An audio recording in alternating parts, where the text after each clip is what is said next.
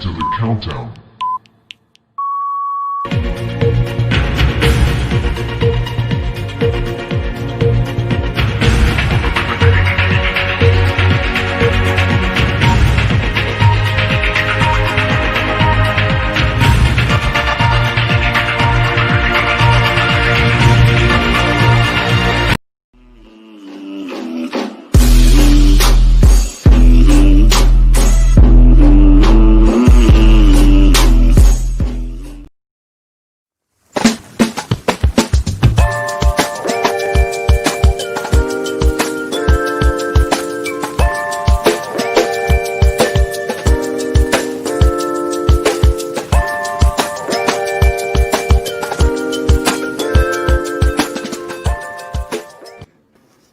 Hello, everybody. We are live.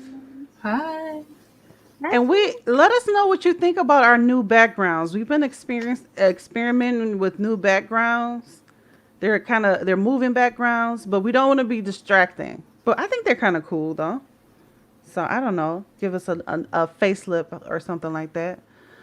Thank you and welcome to our stream. I think we have a really great live stream for you guys today. This is our second installment of Cults versus Cults, comparing the XJW cult to other cults. We have ex-Amish person from an Amish community today, ex-Amish community today, ex-Mormon, and we even have an ex-Mormon bishop that was excommunicated. So that should be interesting today. If you have any questions or you want to join the live stream with questions or comments, go ahead and do that. We'll put the link in the comments below. And make sure you share the stream. I'm actually doing that right now. You know, I have to do that live on for Periscope, which is just so annoying. So we can make sure that we get all our followers on Twitter. Give me 1 second here. Did you share the stream, Molly? Oh, I did. You did. What about you, Emma? Did you share the screen? Oh, I shared it to about 10 groups earlier. Oh, yeah, that's right. You did say that, didn't you? Excuse the like obnoxious street life happening. I don't know why. And I just Are you saying it right now? just a second ago, yeah, there was an idiot like revving his motorcycle up right in the road. Well, you know what? I like to say that the application that we use is experiencing some issues with sound issues. So if you hear any sound issues, let us know. We'll try to adjust it midstream. So I guess we can go ahead and get started by bringing on our guests. Hello, Mary. Hello. Mary was on our last stream on the Cults versus Cult, the part 1. So was Cal. Hey, Cal. How do you do? And our special guest today, we have Sam Young, who's also an ex-Mormon, and this is the ex-Mormon bishop. We get to hear your story today. How you doing, Sam? I'm doing great, and to all the Hungarian women out there, I just want to say, Keze Chokolon. I did not know to what does that translate to, Molly, our expert? It's like very formal, very traditional greeting, especially from men to women. It literally means like kisses on your hand, because in the last century it was a very typical greeting to kiss women on the hand when they met men. Hello, everybody from Facebook and from YouTube. I was worried about whether or not we was gonna get our YouTubers today. Look like you guys are showing up here. So why don't we go ahead and get started? So Sam, why don't we start with you? Why don't you, because at last live stream, we were able to give our stories and talk about a little bit about why we left our last cult. Why don't you give us some information or let us know what made you leave? And well, you didn't get a really good exit, right? You didn't get a choice, really. Right. Okay, so I didn't leave by my own will. I was kicked out of the Mormon Church by excommunication. So although I'd lost my belief in the truth claims a couple of years prior to that, I had decided to stay in the church. I'd raised all of my children, 6 children, 14 grandchildren, my wife, all of them were still in the church. And so I decided to stay in the church. It was my community that I've built over the past previous 40 years. So I have tons of friends. But you want me to go into the whole thing right now? Yeah, go right ahead. Okay. We're all ears. So I'm sitting here in Texas today, but I was raised in Utah, raised in the Mormon church, did all the Mormon milestones, receiving the priesthood at age 12, going on a mission at age 19 for 2 years to Guatemala and El Salvador, coming home and getting married in the temple. That's a highly important thing, by the way, just for all your listeners to know. You can't get into heaven unless you get married in the Mormon temple. So anyway, I got married in the Mormon temple. That's their belief. Okay. Not my belief. Anyway, but it was. Married in the Mormon temple, moved to Texas after college at BYU, 4 years, graduated college, moved to Texas. And this is where I met my wife, who is Mormon. Anyway, I was very faithful in the church. In fact, the church was my number one priority. I served in all the responsibilities. I dedicated tons of time. I paid all my money, all the 10% of your income, plus a bunch of other stuff. I eventually became bishop. Not that you aspire to any of these positions, but maybe we kind of do hope you'll get to serve, because it is an honor to serve as a bishop. So I served as a bishop from 1991 to 1995. Now, bishop sounds like a highfalutin responsibility, right? Well, it kind of is. For 5 years, you're in charge of a congregation. There were 600 to 700 names on the rolls of our congregation. We may have had 150 to 200 people come to church every week, and you're kind of the shepherd of the congregation. So I did that for 5 years, which is the typical length of time that Mormon bishops serve. And after that, I served in all kinds of other responsibilities in the Mormon church. In 2017, I found out something. Well, I'd heard about it, but I really hadn't paid much attention until a close friend of mine told me why he was no longer attending church. And he said this, that, and his kids are about the age my kids are. My kids are all late 20s, 30s, 40s at this point. But back in 2017, my kids that were his kids' age were now 25, 26 years old.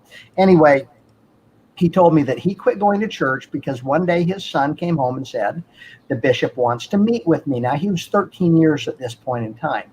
Now, I served as a bishop. I know how that works.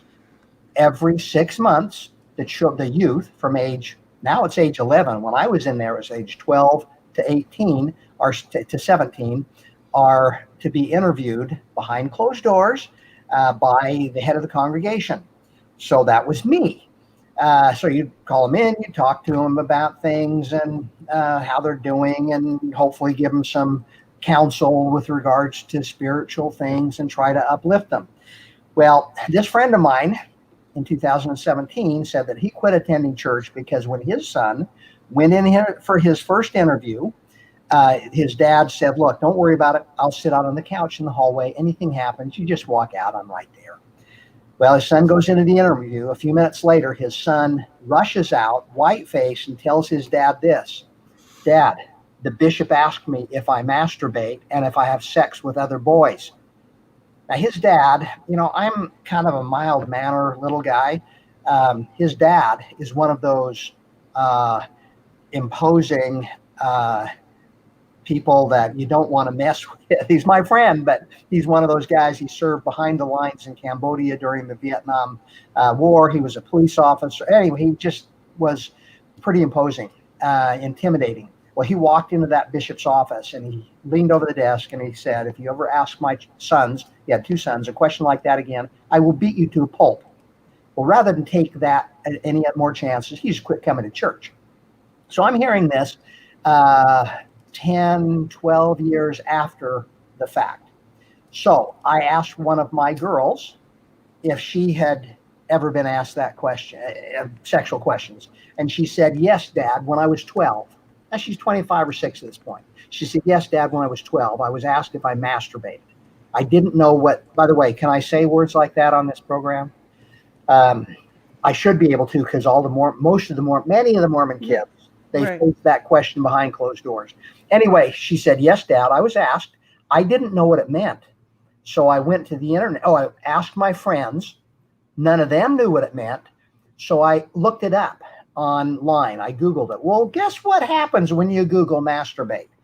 Well, she said, I found out what it was, how to do it, and I found pornography at age 12.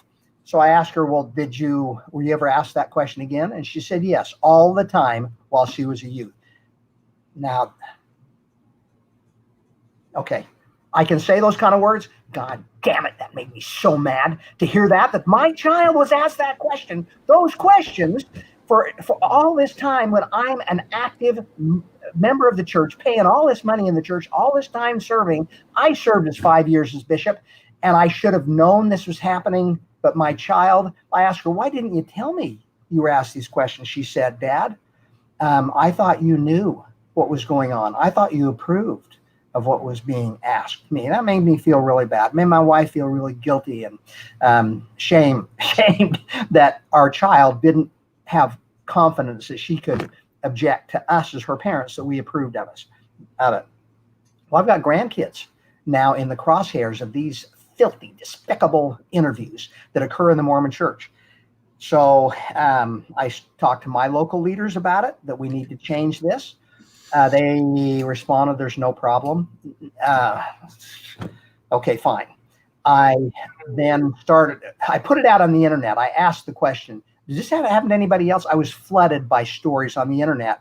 Not only did it happen to thousands, tens of thousands, hundreds of thousands. All I know is I got thousands of stories that just made you bawl at what happened to these kids as they were asked these sexually explicit questions, and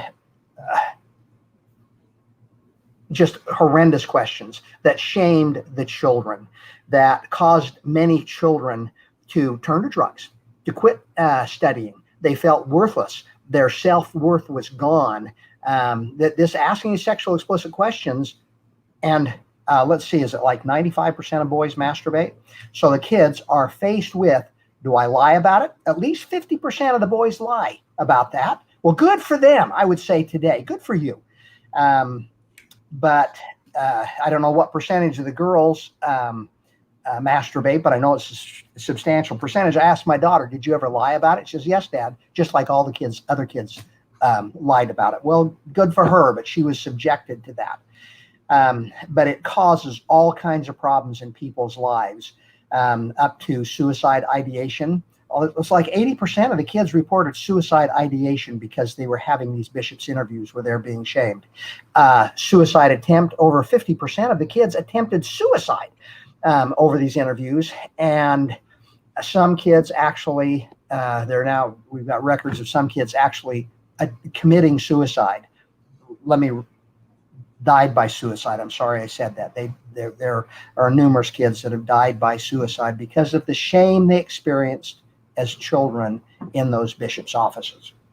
So anyway, I started collecting all these stories. I put up a petition.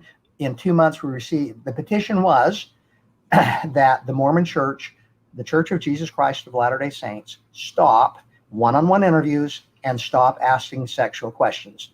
It was only those two asks changed the policy. I thought it was a no-brainer. Everybody in the world would agree with this. Well, it turns out everybody in the world except Mormons agreed with this.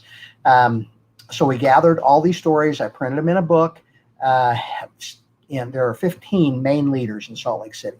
I printed 15 books of these stories that many people say they can read 3 or 4 of them, but then they want to throw up at how badly our children were affected. And we held a march and a rally in Salt Lake City in 2018, March 30th, 2018. It was a wonderful, wonderful event. It gave validation to so many people that had been harmed, adults who had been harmed as children. Finally, somebody is standing up to speak out for them that they were wronged as children. And it wasn't their fault what happened to them. And all the bad decisions they made afterwards are understandable when you've been shamed, humiliated over these, with these kind of questions. We delivered those books. The church actually changed their policy. And this is the change they made in their policy as a result. So you're talking to somebody who actually made a difference in the church changing their policy. And the policy change they made is that there could be another adult in the interviews if the child requested it. Now, I read that as what an idiotic response. What 12-year-old is going to know that there's danger in that office? They could ask me how many fingers I used to masturbate. They could ask me if I had they could ask me after I made out with my boyfriend, where did he ejaculate? Exactly where did he ejaculate? How many times did you reach an orgasm? I mean, these kind of questions are so horrendous. Adults don't talk about these things, but Mormon bishops talk about them with kids, with children. You cowardly Mormon bishops that do that. Anyway, children. I'm sorry, my emotion is coming out here. It's definitely warranted. Anyway, so they changed that policy, and although I viewed it as a stupid response, they ought to ban the questions and ban the one-on-one interviews totally.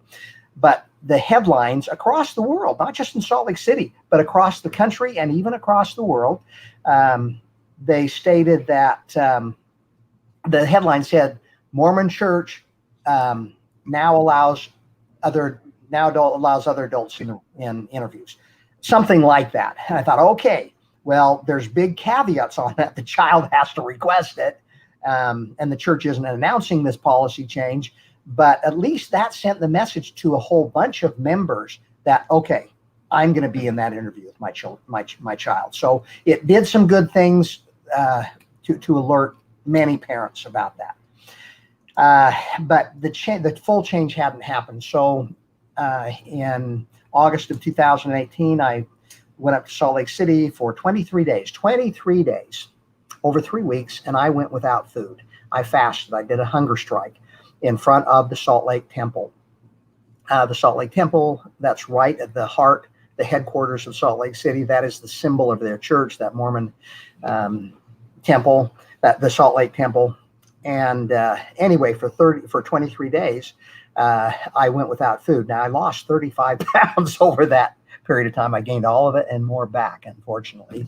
But during that time, every night across from Temple Square, we had a podcast, or not a podcast, a Facebook live stream. And over that 23 days, we had over 500,000 people view the stream. The news was doing coverage all the time.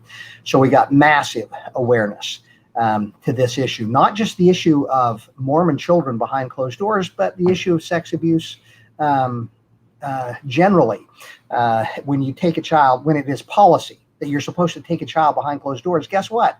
There are pedophilic Mormon bishops, just like there are in every single religion has problems with this. But then when you institutionalize the one-on-one access by Mormon leaders to children, you compound the problem. And sure enough, there's tons of stories of sex abuse by Mormon bishops.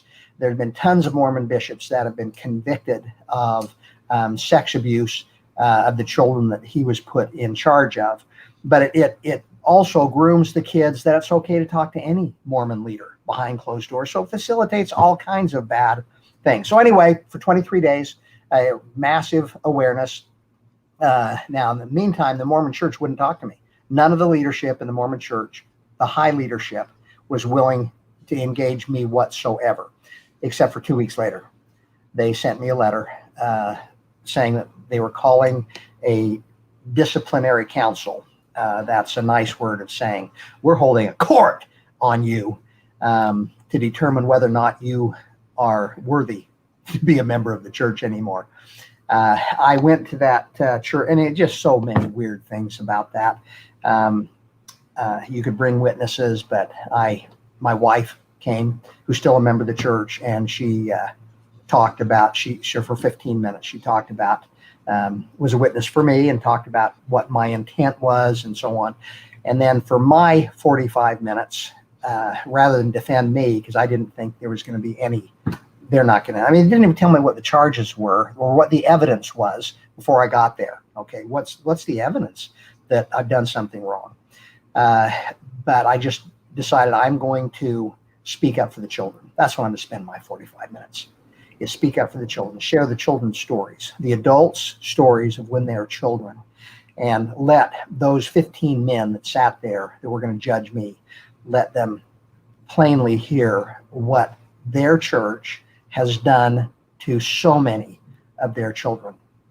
Well, the end result of that was, well, actually, what they do, the notification of the trial happens with two people showing up at your door from the church, high leaders.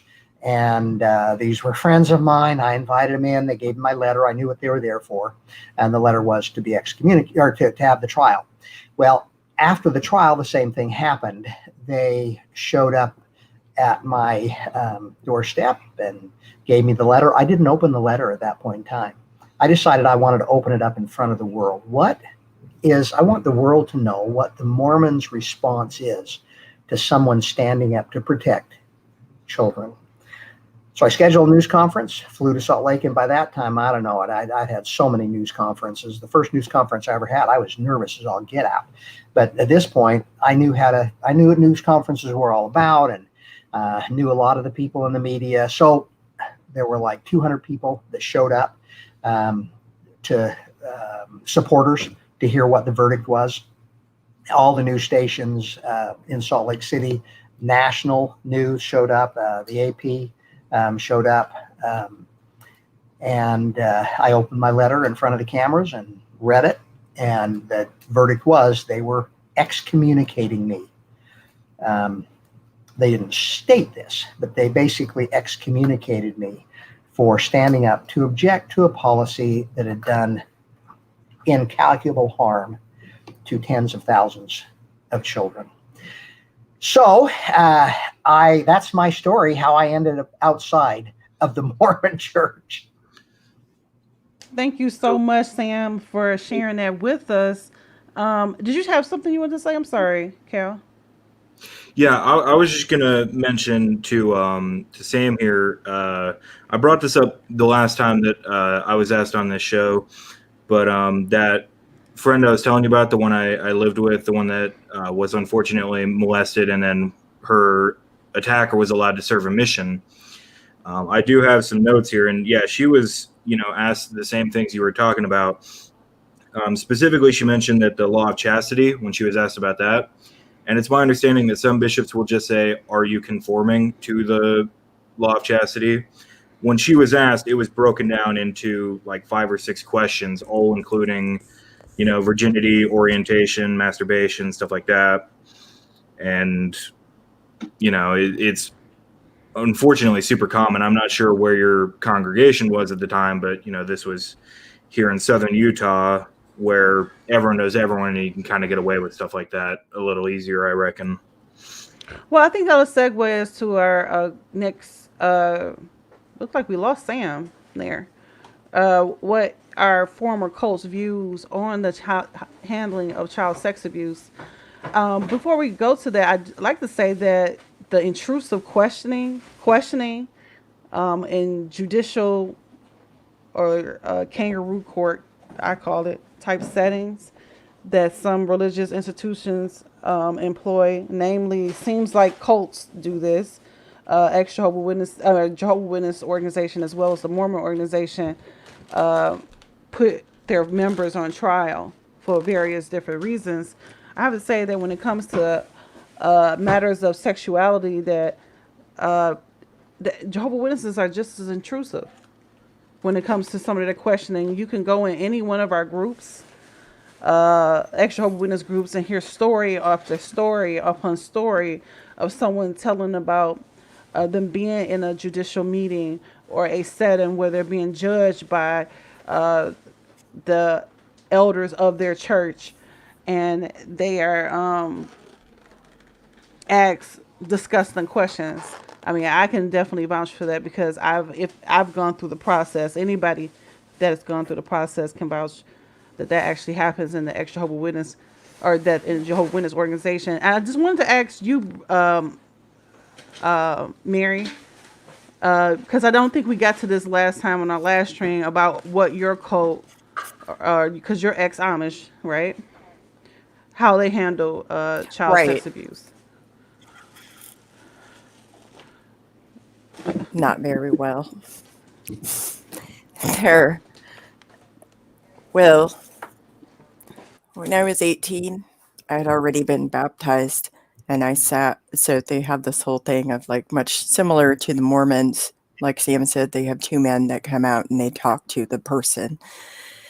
Usually it's a minister and a deacon, because that's their job. So it'll be one of the three ministers and a deacon, and then they also have a bishop. But anyway, so they discuss it and they put it in front of the church.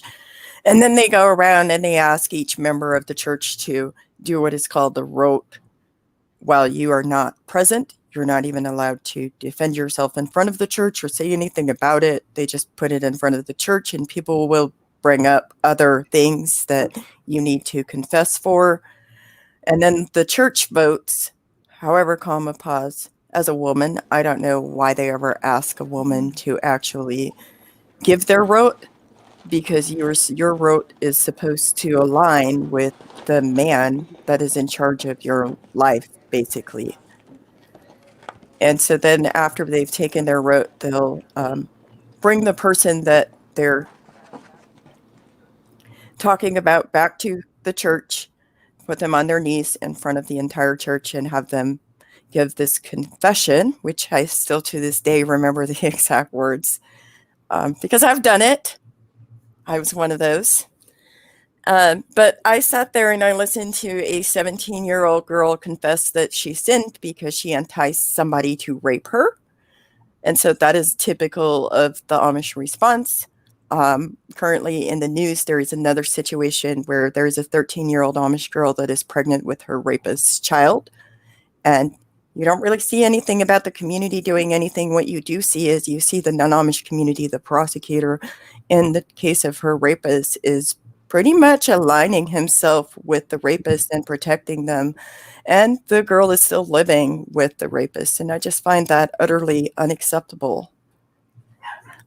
You do now have, 16 years after I've been nonconforming, you do now have some more liberal bishops who will report sexual assault. And I know of one case in particularly where there was this elderly man who had been spending his entire life molesting and sexually abusing children, and the bishop reported it, and he got sentenced to pretty much the rest of his life in prison, as opposed to this case last week. So it varies among communities on how they react to it. I've also sat in church, which, by the way, I just committed a sin by telling you church business. I also know a woman that had 14 children and then went to church and confessed that she did not uphold her marriage bed properly in front of the entire church. And I can't count how many people have went to church and confessed after they got married that they had premarital sex. That is a very common thing that they confess to. Well, thank you so much for sharing. I don't know if you wanted to share it on the stream, but I know you said there was a recent case of an Amish girl being was it assaulted or raped? Raped. And you are taking action. You're actually going to advocate or talk to the prosecutor, right, of that case? I have contacted the prosecutor's office. I am waiting for them to call me back because I'm trying to share some educational material with them, because there needs to be a better response to that. This is not okay. Don't sit there and blame the victim. Don't sit there and make them sit there and live in that house. Like, personally, when I was a child and I was being sexually assaulted, every time I brought it up and they did some kind of action, I wouldn't say it was necessarily like a judicial action, but kind of probably. But they would have like the shunning or the bon and midong that they did. It basically made things worse because I was still living in the house with them. The threats that they used to control you and keep you silent became worse. Some of them were like, I will kill you, I will kill myself, I will kill everybody, I will do this, I will do that, like just all kinds of threatening things. And so there's a lot of like victim shaming that goes on, but there's also a lot of manipulation and control that comes from the patriarchal communities like that. Well, if you are just joining us, we are talking about this is our second installment of cults versus cults. And as you can see, there are 3 cults being represented today, right? The Mormon Church, as well as Jehovah's Witness and the Amish Church. And we're talking about our former cult's view on the handling of child sex abuse. If you have followed us, you know that we have done, actually, I would say a couple live streams that included the Jehovah's Witness, how Jehovah's Witnesses handle child sex abuse. But did one of us on the panel want to say briefly, give a brief overview for those who are not familiar with the Jehovah's Witnesses handling of child sex abuse? Emma or Molly? I don't mind either. Go ahead, Emma. Yeah, well, basically, they go by 2 witness rule to believe that it's happened to start with. So actually, in their policies, they say 2 or 3. So that means that somebody has literally got to abuse a child in front of 2 other people. And then if it gets taken to the elders, they are instructed in their elders manual to ring the branch office, not the police, the branch office, to find out whether it's mandatory to report in whatever country they're in. And even if it is, it still doesn't generally get reported. And then if there is the witnesses, the elders will do an internal spiritual investigation. If the abuser confesses but repents, which is basically just say sorry, then they can be allowed to remain in the congregation. They might get reproved, which that's just announced to the congregation, but not the reasons why. So those people with children, they generally won't know that they're sitting next to a child rapist. They won't know that they're having them in their homes. The Watchtower in May, actually 2019, had like a study on this. So the witnesses all went through these policies, so they all know about it. And it stated that members with minors may be told basically what this abuser has done.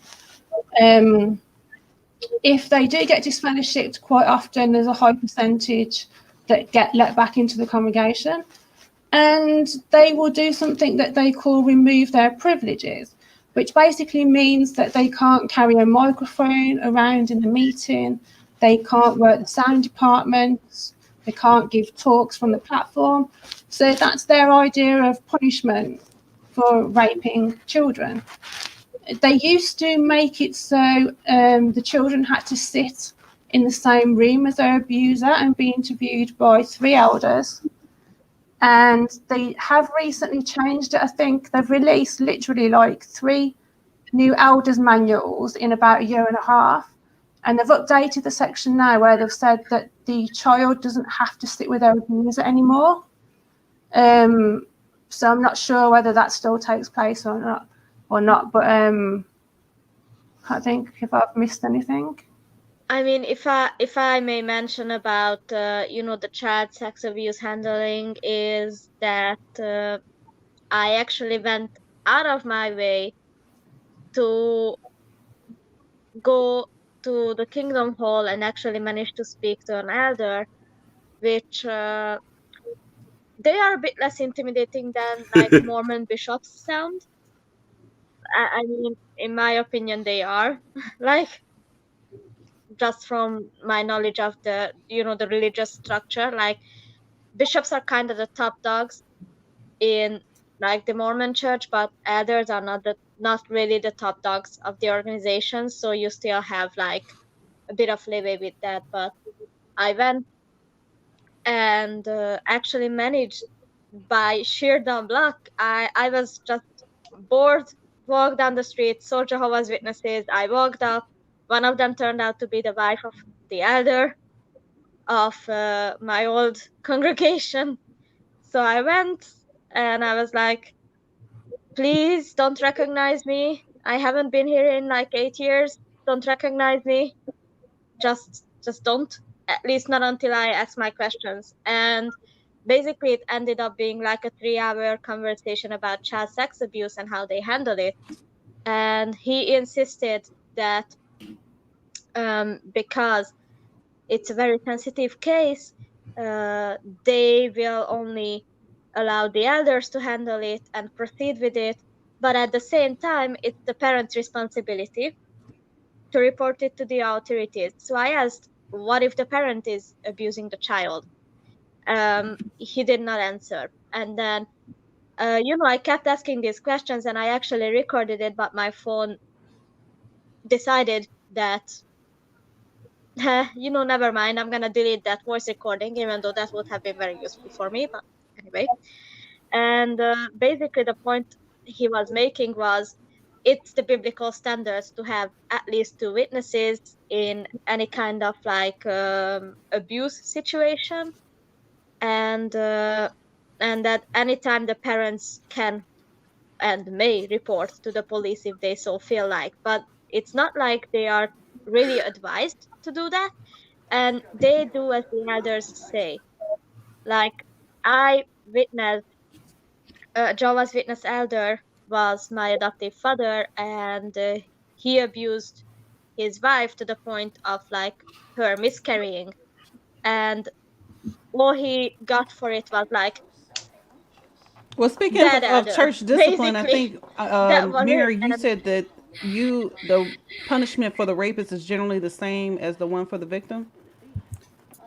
Correct. If it's handled by the bishop and the ministers and the deacon, it generally is the same or very similar. There may be a shunning, which may happen for like a period of 6 weeks, and then they call that the bon and meidung. They are not allowed to sit down and eat with anybody, and then you're supposed to forgive them, and their definition of forgiveness is pretty much you don't talk about it, you don't think about it. It's as if it never happened because they have been forgiven by God. And that's pretty similar because even within the Jehovah's Witness religion, the Jehovah's Witness religion, there are countless examples of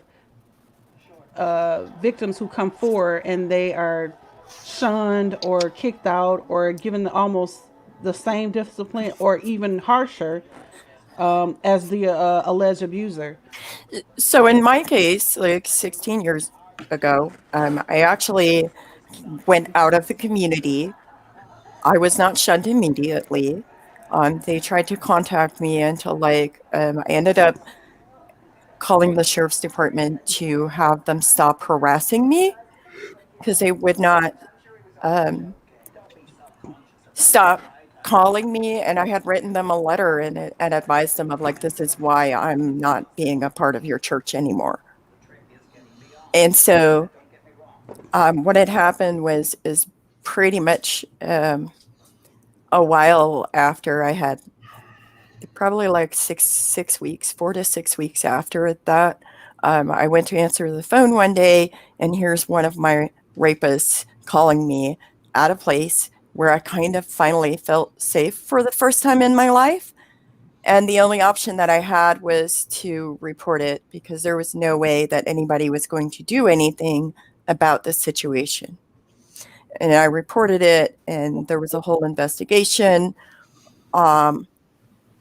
During which, when everything went down in the courtroom, like my community, my family, everybody I ever knew showed up and supported and testified for my rapists. And wow, let's just say that I've never felt so abandoned in my life. I'm so sorry. However, what came out of that is that it kind of opened up a door a little bit for people to talk about what happens. And I have met so many people who were born Amish and who were sexually assaulted, and they've never felt able or safe to report it. Because even after that, so there was a lot of people that were very angry at the Amish community for all of the things that happened and how they handled it. And so the community shunned me.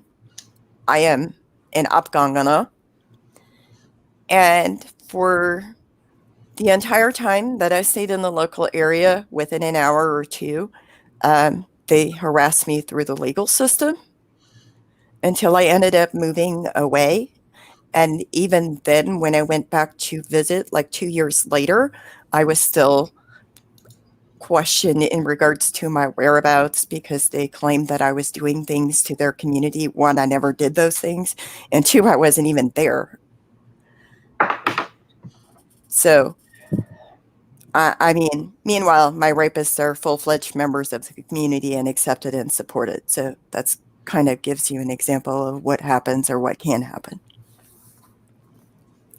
Thank you so much for sharing that, Mary. We have a comment in the audience saying that they're proud of you. Thank you so much. I know that for trusting our platform to be able to share that and for sharing that. Before we move on, I know we want to do our question and answer session a little later, but this seems kind of relevant rather. David is asking whether or not there is a 2-witness rule that is for child sex abuse in the Mormon church. I'm looking for the comment to flash across the screen. Yeah, I was reading that when it came up. Yeah.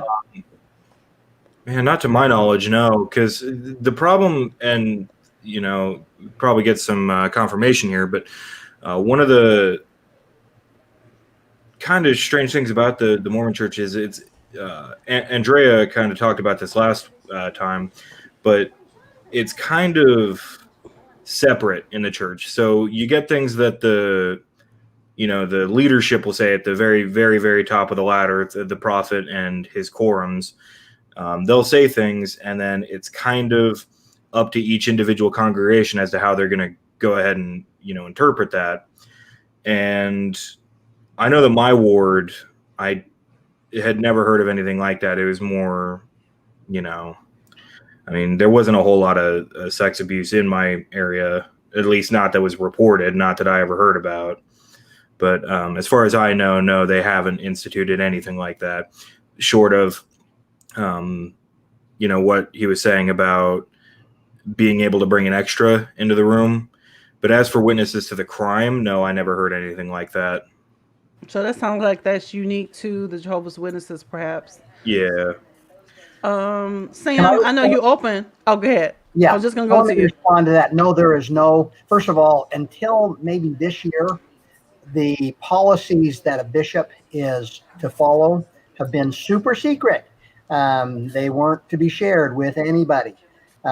Maybe the counselors in the bishopric, but the stake president and the bishop received these holy instructions that weren't supposed to be shared with anybody. Now, it doesn't talk about a 2-witness rule to child sex abuse, but here's what it does require. And when I was a bishop, and we're going back a long time, 25, 30 years ago, this policy gave me great comfort. But now as I look back, it is a horrendous policy, and now I know the purpose of the policy. The policy is this: if someone comes in and discusses child sex abuse, or confesses to child sex abuse, or is a victim of any child sex abuse thing, you call Salt Lake City immediately. They give you an 800 number and say they will guide you through the process. And I was thinking, I don't know. I'm not trained. None of the Mormon leaders are trained in anything. You're just a normal guy off the street. You got to have a job, and you might be the plumber, you might be the dentist. In my case, I was a small business owner. And so you're not trained in how to handle any of this stuff, but it comes in your door. Fortunately for me, child abuse only came once, but you were told to call this 800 number. Well, that 800 number goes to the lawyers, the church lawyers. It goes to a law firm. And now I understand the purpose of that call is not to protect the child. In fact, the policy has now been released, and they reiterate it this year because there's been a lot of advertisements about if you've been abused in the Mormon church or by the Scouts, call this 800 number. They've reiterated that no Mormon leader should ever participate in police investigations or be witnesses in any trials. So if you know about something bad, you're told, don't go to the police and don't be a witness or anything. So the policy, the main concern about the Mormon church is protect the good name of the church. In fact, they told me as I was starting to speak up, I met with my direct line leader, and he said, the regional leader, he said, Sam, you better shut up. He didn't say those words. You better stop talking to the media, or we're going to have to protect the good name of the church. And I look at protect the good name of the church. Who cares about the good name of the church? That should be way down the list. Protecting our children should be number one on the list. But it turns out protecting the church, the good name, hell, they don't have any good name with me or with many other people, but protect the good name of the church is number one. So you call that 800 number so the church lawyers can get ahead of this deal and silence the victim or blame the victim or dredge up bad information about the victim. So if they go public, they can protect themselves and silence that poor victim. So there's no two-witness rule, but there is a rule: give the lawyers a heads up so they can protect the church.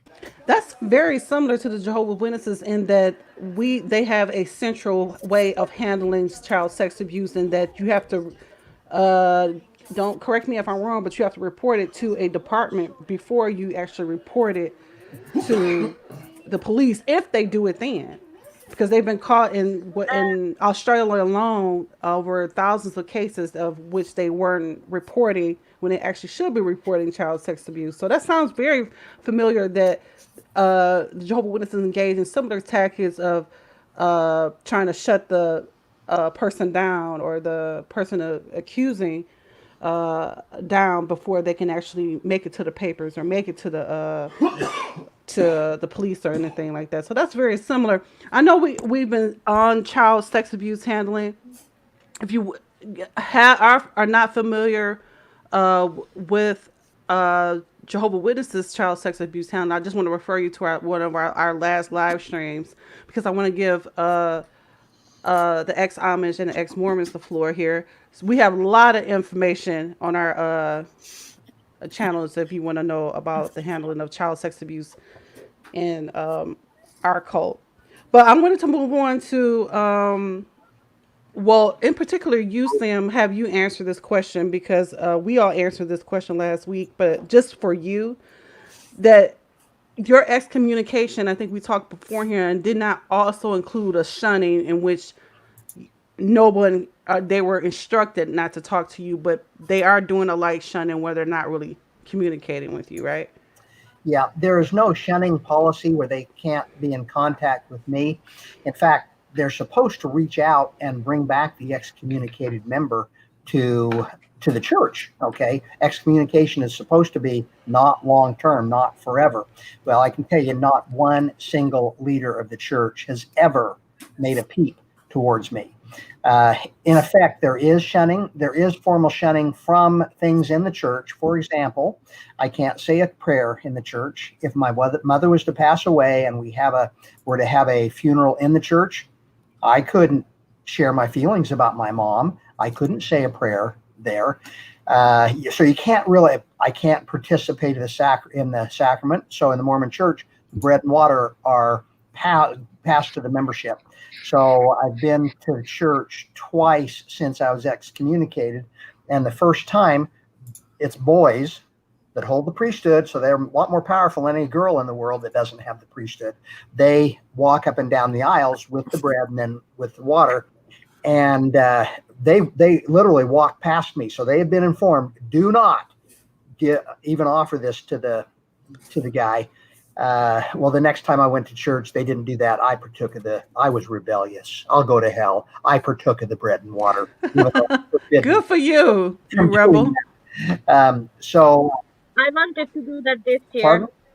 Because Jehovah's Witnesses have a similar thing with like their Easter celebration. They believe that only 144,000 people can partake in the bread and wine, the body and the blood of Jesus.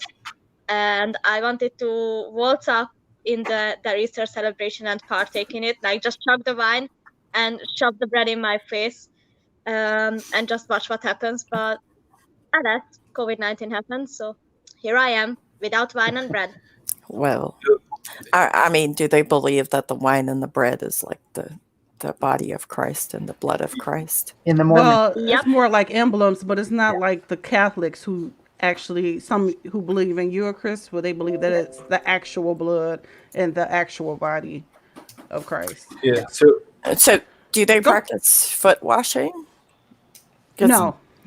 Because in the Amish community, they have this twice a year. They have their ordnungsmeeting, which is where they have a Dienelversammlung.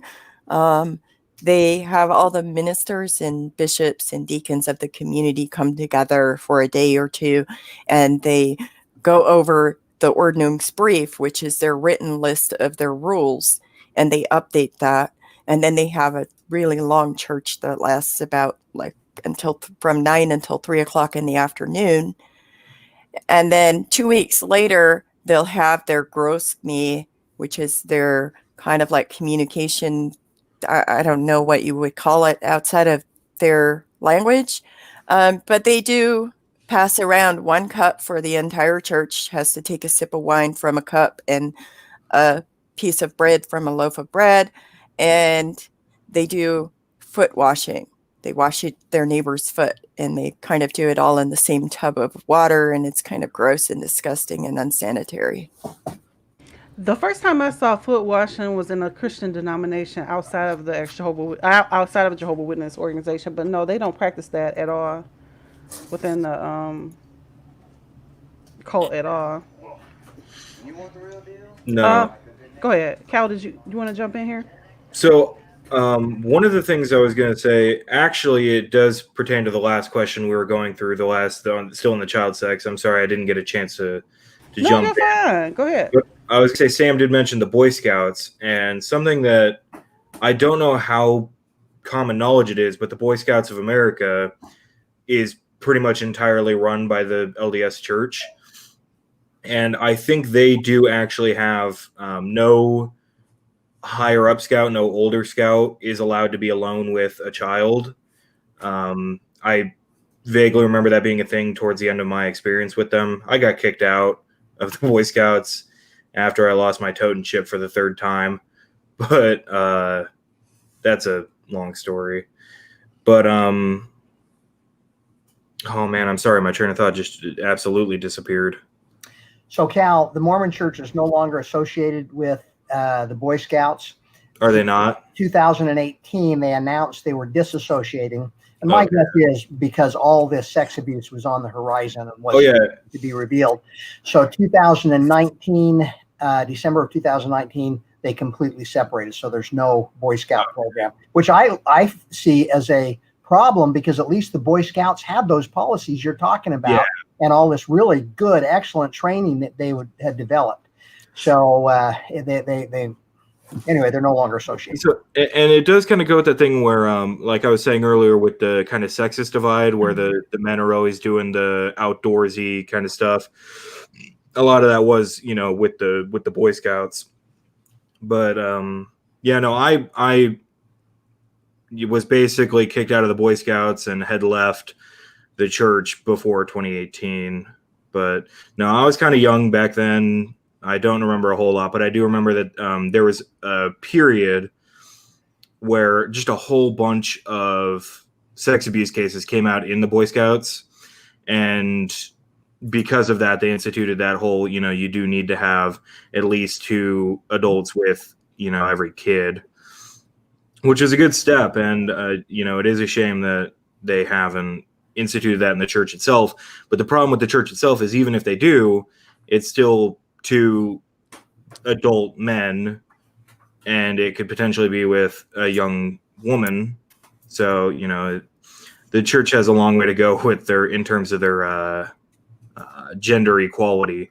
As Sam said, me as a 14-year-old with the Aaronic priesthood, which was, it's the lowest kind of priesthood you can hold. Even me with that, in the eyes of the LDS Church, I am infinitely higher in terms of importance to the world than any woman.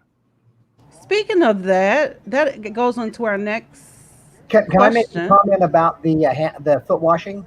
Go ahead. Sure. Okay, so in the Mormon Church, yes, they do have foot washing as part of a very sacred ordinance that's secret. I didn't even know about it until just a few years ago, and most members of the church don't know about it. In the temple, you receive what's called the first anointing. You receive a thing called the endowment. It's a ceremony, and you can watch that on YouTube if you want. It's kind of weird, but the second anointing is what most people don't know about.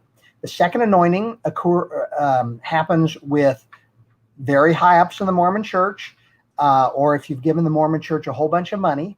It happens in the temple, and as part of the ceremony, your feet are washed by an apostle, and then, or was it? You know what? I can't remember who does the foot washing. It may be the man's wife, and then he later washes her feet, something like that. But here's what the second anointing guarantees you.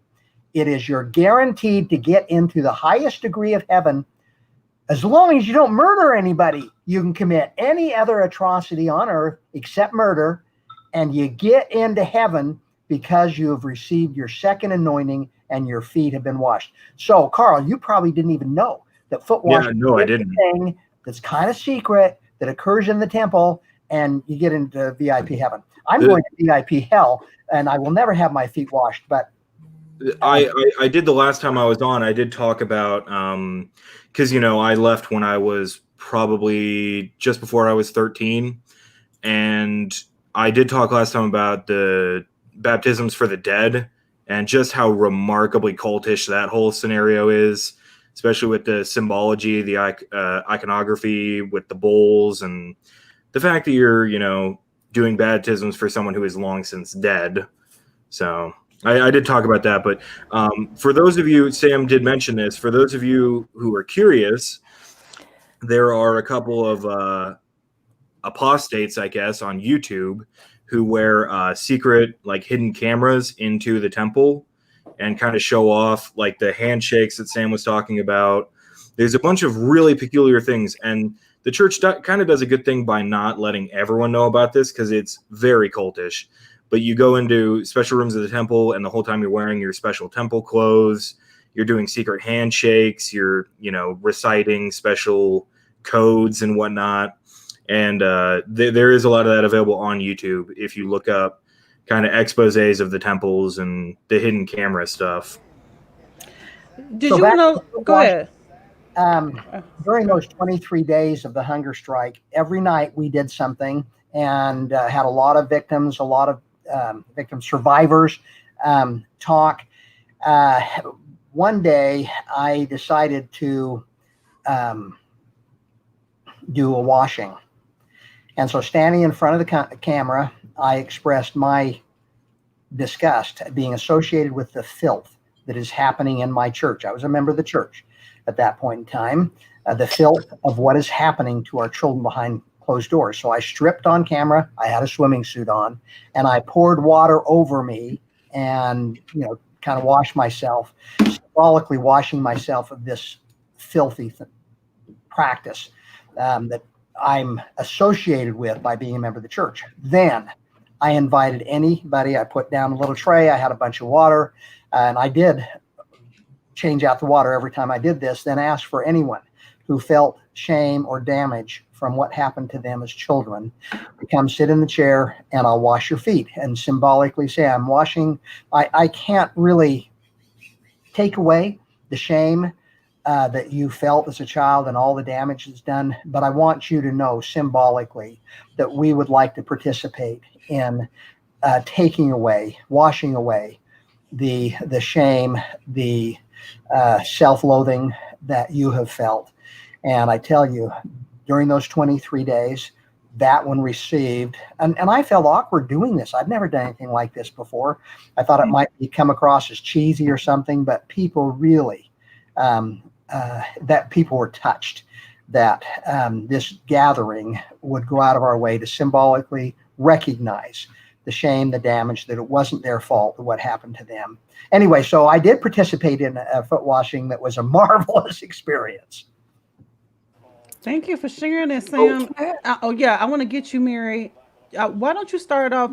Go ahead and say what you're going to say, but I want you to also start us off on what your cult's views were on women and leadership roles.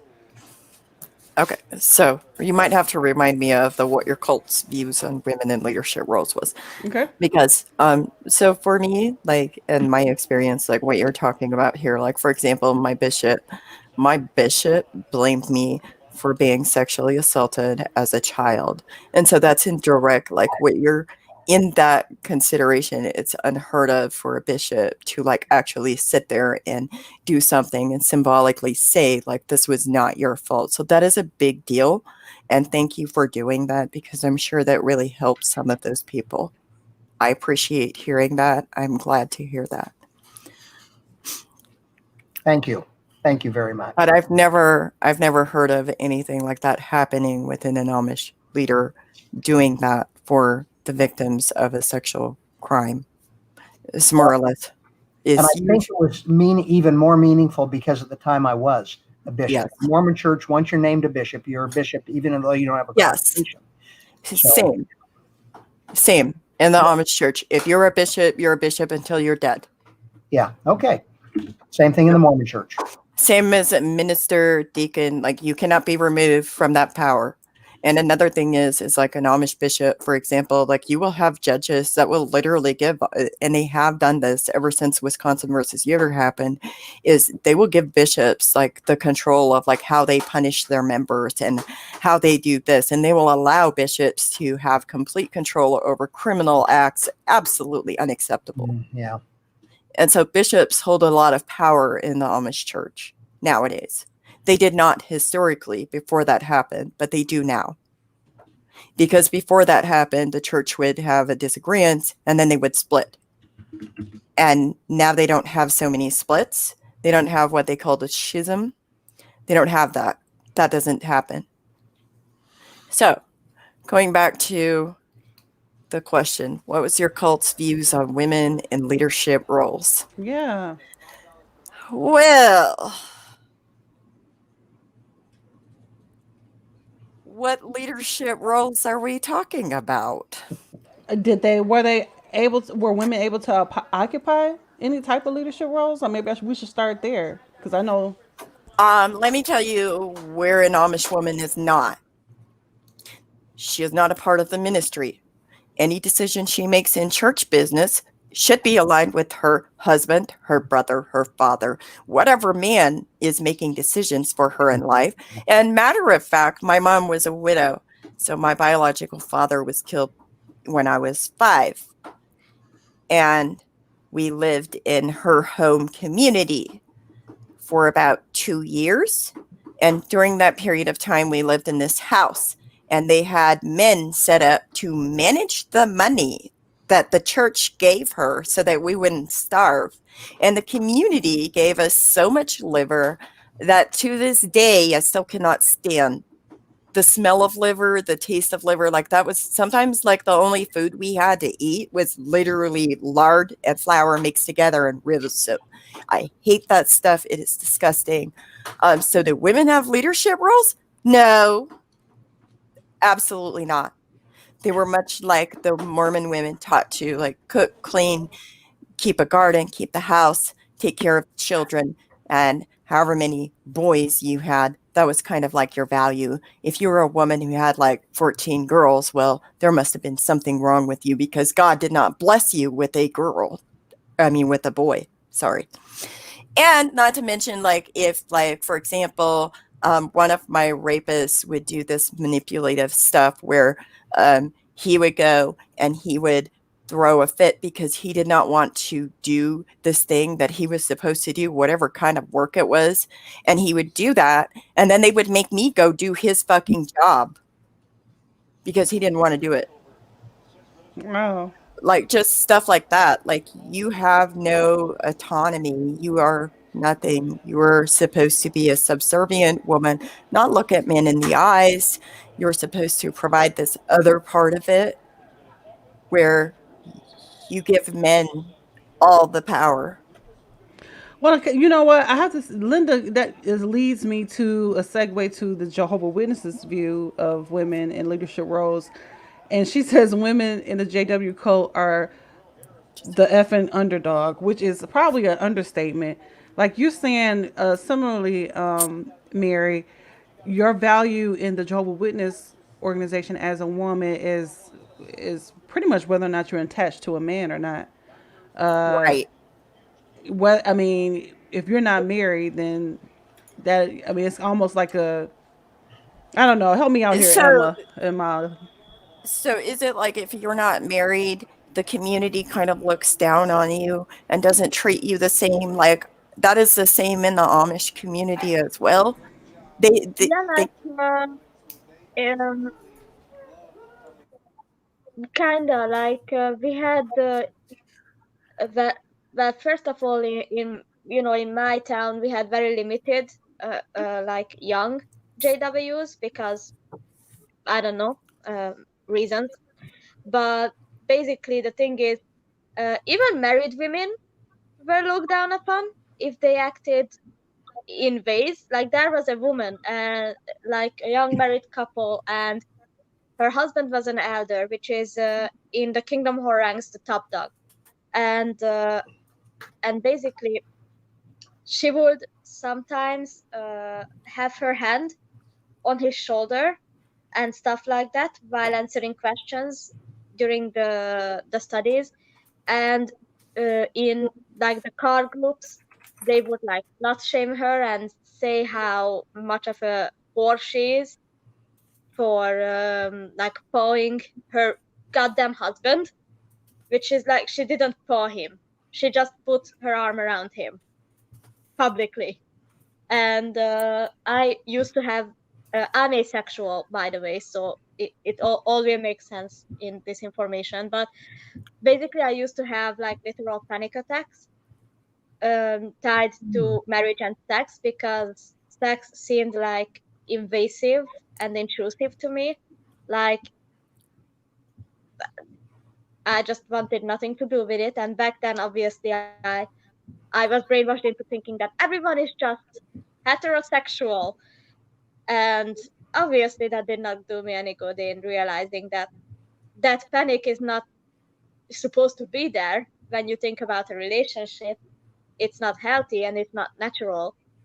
And basically, it's a whole lot of stuff about women cannot be louder than men. Like if you laugh at a man's like there were some boys we used to hang out with parental supervision, of course, and when they told a joke and we laughed, after it was only us and our parents, we would be scolded for laughing around boys and acting like we're little whores. Like, Oh, did you laugh too loud? well, did I? I Well, mean, it looks like David is trying to help us out in the comments here. He said women are viewed and spoken of as a large army in the Jehovah's Witnesses, yet women are never allowed to give individual public talks, which are sermons. They're not allowed to become elders, ministerial servants, which are like deacons or, bishops. right. Submissiveness was pushed. Let's see. Patricia says that you're so right. We were told to be good little women and don't disagree or try to be anything important. David again says that a Jehovah's Witness woman is never allowed to sit with and accompany another Jehovah's Witness sister in a judicial meeting. It's all a big boys club. Right. And they didn't have women. Like when the minister and the deacon came to talk to me, there was nobody with me. So it's like two men outside in the dark with me. And that's it. Like you're not allowed to band together. You're also not supposed to question whatever a man tells you. You're not supposed to look at them in the eye and like ask for permission to do things like, oh, can I go talk to this person? We go more in depth about our Jehovah's Witness experience. I didn't mean to cut you off, Mary. Sorry. No, that's fine. I just wanted to say that we go more in depth about our experience. We did a live recently about feminism and misogyny and how women are treated in the Watchtower. So you might want to check out our last episode. So you said, Mary, no leadership positions at all, mostly subservient type positions. Cal, I think you were beginning to talk about how women are treated in the ex-Mormon church. If you're still there, Cal. Or sorry about that. No, you're fine. I don't know about the Exmo, but not ex-Mormon, but Mormon church. Sorry. In the church itself, so it's one of those things where, you know, with yourself and the Jehovah's Witness, you know, a church can make all the claims they want that women are an army or women are important or women are, you know, whatever. But it really comes down to just how they honestly look at it. Because in the LDS church, it's like, yeah, you know, women are important. But then you have to kind of ask yourself, well, what are they important for? Because in the eyes of the LDS church, it's pumping out babies and making sure the house is clean. And, you know, just they, you know, they'll say women are important. But again, like I said, me as a 14-year-old was more important to the eyes of God in the LDS church than, you know, a mother of 5. Sam, if you'd like to jump in there with that, if you have a different view or. No, I've got the same view. Now, in the Mormon church, the men only receive the priesthood. The boys receive the priesthood. Yeah. Now at age 11. So they have the power and authority to act for God. Women don't have that. All the leadership positions that are substantial are men only holding the priesthood. Mm-hmm. Now, women can hold responsibilities and pretty responsible things. Like you have what is called the Relief Society president. That is basically the women's organization in the church. So in each of the congregations, you have a woman, the bishop asks a woman, calls a woman to hold that title, the Relief Society president, and she's in charge of the women's organization.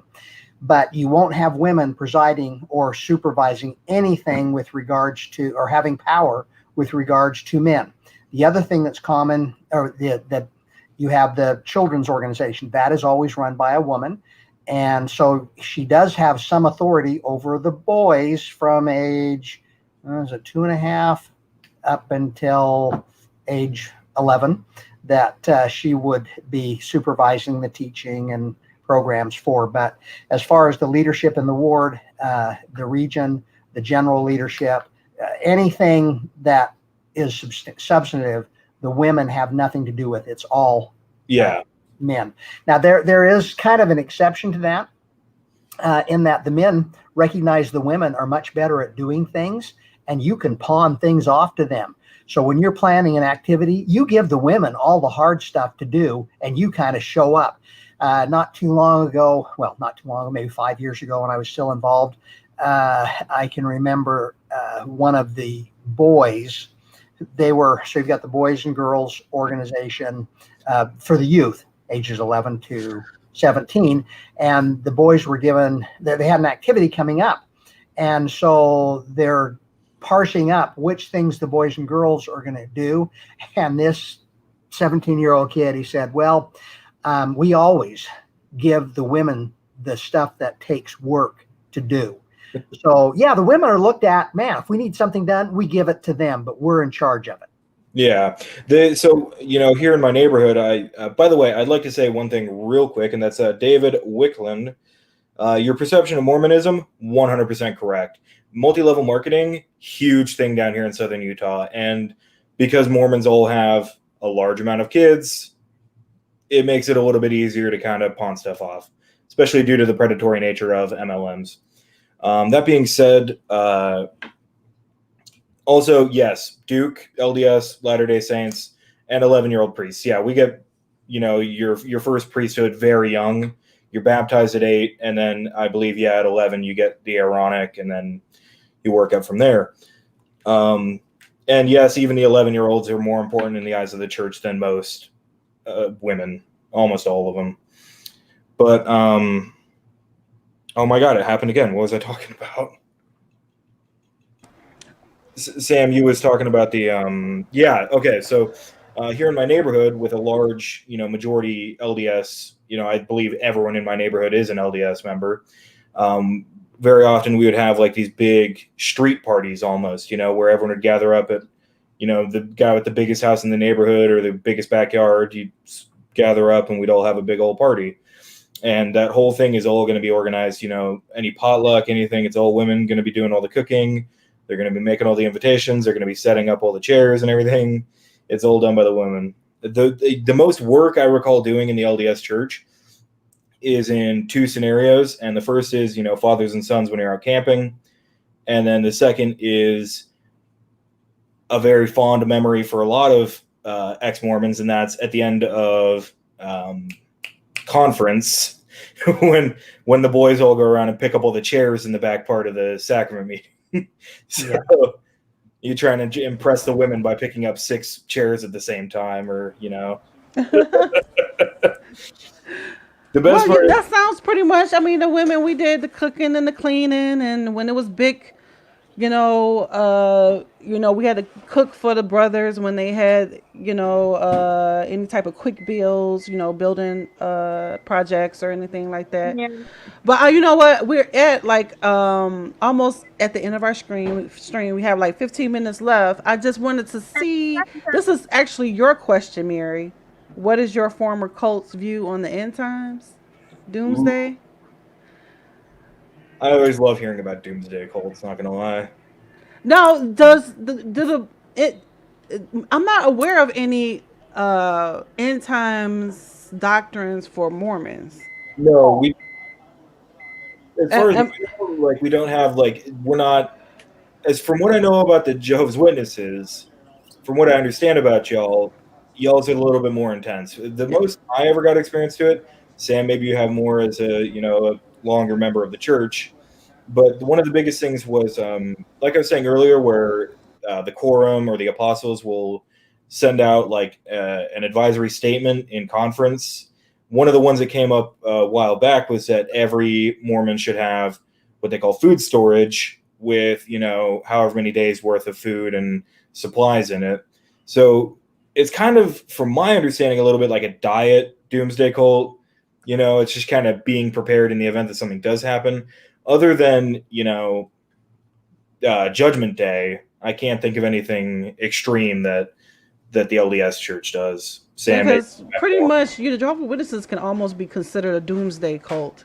It's pretty dark. It gets pretty dark. Consider that, and I'll tell you why. Okay, go ahead. So, number one, the name of the Mormon Church is the Church of Latter-day Saints. So we believe we're in the last days before Christ comes back, that he's coming back any minute. We all thought he was coming back in the year 2000. He's coming back any minute. He's coming back soon, but that is literally embedded in the Mormon Church's name, Latter-day Saints. Number two, when Christ comes, guess what? Every single one of us on this podcast, we're going to be burned to a crisp. Only the righteous people are going to remain on this earth to accept Jesus Christ. Well, actually, you're probably all righteous people, but I'm not. I've been condemned to hell. So when Christ comes, we're going to be burned to a crisp. But not only that, in the Mormon Church, you're only getting into heaven if you pay 10% of your income to the church. And if you don't do that, when Christ comes, and this is in our scriptures, you're going to be burned to a crisp. So frequently people, members of the church joke, do you have your fire insurance? Well, your fire insurance is that you paid your full up on your tithing money. So I don't know. That sounds pretty doomsday to me. You better pay up now or you're going to be burned up. You're going to your burning. So that's pretty dark. Now, Mary, you said it's similar? This is eerily similar. So first off, if you don't participate in their groskmi, that's like that can keep you out of heaven when the judgment day happens. And you hear about this, like they always talk about it. It's like, es zu den ewigen Feuern brennen sie in die Welt when Jesus comes back. So there's going to be eternal fire and burning. And I think the English word is maybe like when Jesus comes back, like it'll be like Judgment Day. And they're supposed to tithe 10%. They're supposed to do all of those things. And like if you didn't participate in the gross meal, like there's like little hope that your soul can go to be in heaven with Jesus. Just kind of like this is weird. This is really weird. Sorry. If I may, real quick. Yeah. So, Sam, once again, this is showing how poor of a guest I am, just given how little experience I had. But, you know, in the younger parts of the church, you know, things like the young men's and young women's and all that, I was always told that, you know, at the end times, when you die or whatever, the Mormon church doesn't believe in hell. There's no hell. They call it outer darkness is what they call it. And it's when you die, if you don't get into, there's 3 tiers of heaven, by the way. I don't know if anyone's ever covered that on the show. There's 3 tiers of heaven, terrestrial, celestial. Sam, what's the third one? I can't remember. Telestial. Telestial, that's the one. So there's 3 tiers of heaven, and basically, you know, how far, you know, how good you are in the church and how good of a person you are determines what, you know, gate of heaven you get into. But if you don't get into that, you go to what's called outer darkness. You go to, they described it as absolute solitude. You know, you're alone forever. Now, I don't know if maybe later in the church, once you've gone into the temple and stuff, if they preach something different, but that's always what I was taught, was that the Catholics, they have hell, 9 tiers of hell for different punishments, and it's eternal pain forever. But in the Mormon church, is always taught you don't go to hell, you go to outer darkness. Okay, so we have other questions planned, but since we're short on time, I want to go actually just jump into the comments because it looks like our audience has a few questions here. So this one is for you, looks like, Mary. In the Amish community, do they marry more than one wife? No. Okay. And we learned that, for those watching, let me know if I get this right, Cal and Sam, that the FLDS church engages in polygamy, not the LDS church. And I did talk about the LDS church does. Yeah, I talked about them last time. I can give a quick rundown again of them. So here where I live in southern Utah, we get a lot of the FLDS, and they are largely based in places like Colorado City, just to the east of where I live. But the FLDS, and there's, by the way, I should mention, there's more than one FLDS. If you go on Wikipedia, even, there's a whole, you can find articles hither and yon about all the different offshoots of the Mormon church. And a lot of the offshoots of the LDS church do practice polygamy. One of the biggest ones right now is the Fundamental Latter-day Saints, headed up by Warren Jeffs, who I believe is currently still in prison for practicing polygamy. The FLDS, one of the problems with them is they have an issue, much like what Mary talked about last time, where they have a lot of inbred problems, because the whole thing with the FLDS is it's a very tight-knit community. They live in compounds. All of the local, police and services, they're all FLDS. Everyone in the whole community is FLDS. And they don't get a lot of people from the outside, so you get just so much inbreeding there. And I used to work at a Walmart, where I would just see all these FLDS coming in, and you could tell the ones where it's just like, they're so, you feel really bad because they didn't have a choice for it. And they have, certain things where you can just really tell that they're so inbred over these however many years. David there did just mention, he is still in prison. So I'd also like to just say really quick, I believe your name is Patricia. I appreciate your input throughout this show. I liked hearing what you had to say. And I'm sorry about that sleepover thing. That's weird. That's really weird. Really hope it didn't happen. Patricia is also asking, do the Mormons still go door to door asking for money? Well, they do, but only to Mormons. Now, I think during early in the pandemic, they were still doing that. They send the kids out to ask for money from members of the church door to door, and it's specifically to feed the hungry. Who knows where the hell it goes, because they have on their tithing, so we can do anything we want with this money, even though it says this money's for the poor. I don't know if they still do during the pandemic. By the way, the Mormon church does, the LDS church does still believe in polygamy. They don't believe in practicing it on earth anymore. Back in the early 1900s, you had to, if you wanted to get into the highest heaven, you had to have at least 3 wives. That was preached commonly, but they disavowed all that back in the early 1900s. But today, the Mormons believe that there will be polygamy in heaven.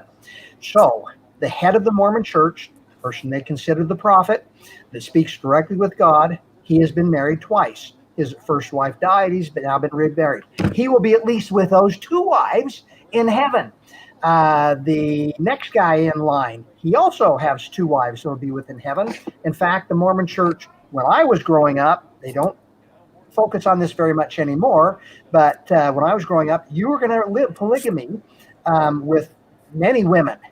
Now, since I was excommunicated, that basically means that my wife will be given to somebody else in heaven. So she'll get some new guy along with a bunch of polygamous wives in heaven. My kids will be given a different father because their dad's down in outer darkness living with Satan.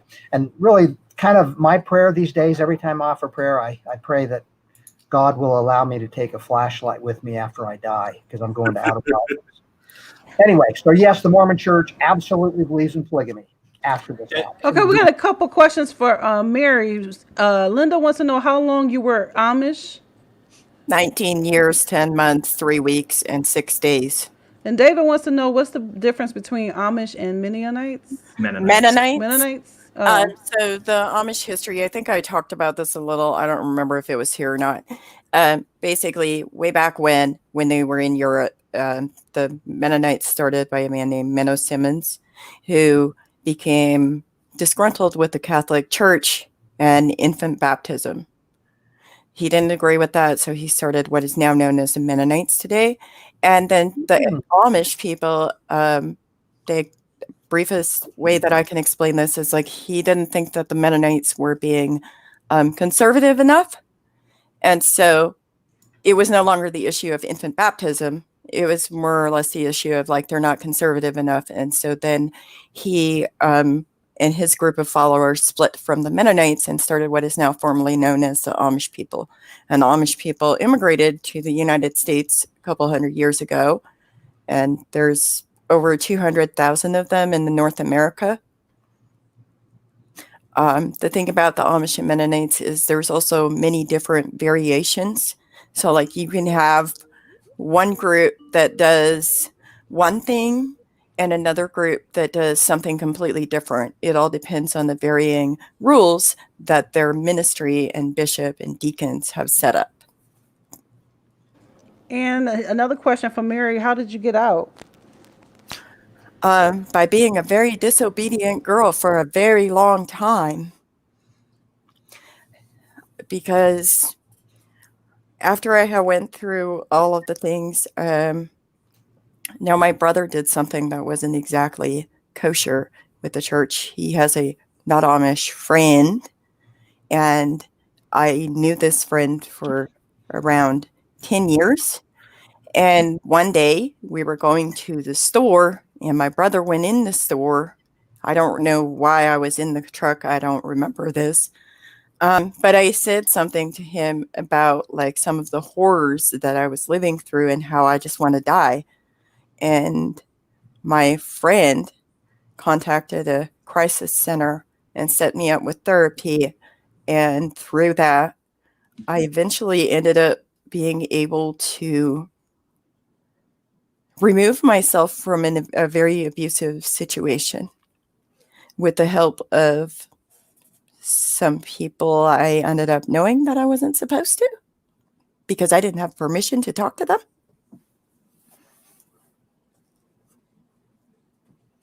Thank you so much for sharing that, Mary. Looks like we lost Sam. I was going to go around to get some final thoughts. So I'm gonna wait just a few more minutes. Maybe we can, in the meantime, while I'm waiting to see if he jumps back on. This is a question that one of us had. I don't know if you can start us off, Cal, about outside friends. Like, Yeah. were you allowed to have outside friends? And I believe I did talk about this the last time around. It kind of depends on the family. So here where I live, here in southern Utah, we have, all your friends are in the church just because that's where you are every Sunday. You kind of, just collect them while you're there. When you go to school, most of your friends at school are going to be Mormon just because they also live in southern Utah. Most of your teachers are going to be Mormon because they grew up in southern Utah. So you get just a whole kind of ecosystem of Mormons, and this might be different in other areas where Mormons aren't quite as prevalent as they are in southern Utah. But there's you do kind of get friends that aren't in the church, but two things kind of discourage that. And the first is that sometimes, depending on the family, your parents are going to kind of not want you to associate with them. And then the other thing is they kind of drill into you, how you're supposed to act and how you're supposed to behave and what you're supposed to say. And when you're friends with someone who, say, swears, just because their family isn't LDS and, they're a family that swears, so that's a thing that happens apparently. I didn't learn that until I was older. But, when you're 8 and some kid, talks in a way that you're not used to, you just kind of subconsciously don't associate with that person because you've been taught for so long that that's incorrect. I remember, most of my friends back when I was a youngin' were all LDS, and I had this one friend. I remember one time when he said, "Goddamn," and boy, how did that shake me to the core. So, hey, Patricia, shout out from St. George, Utah. It's a shithole here. I hope you're not here anymore. It sucks. So hot.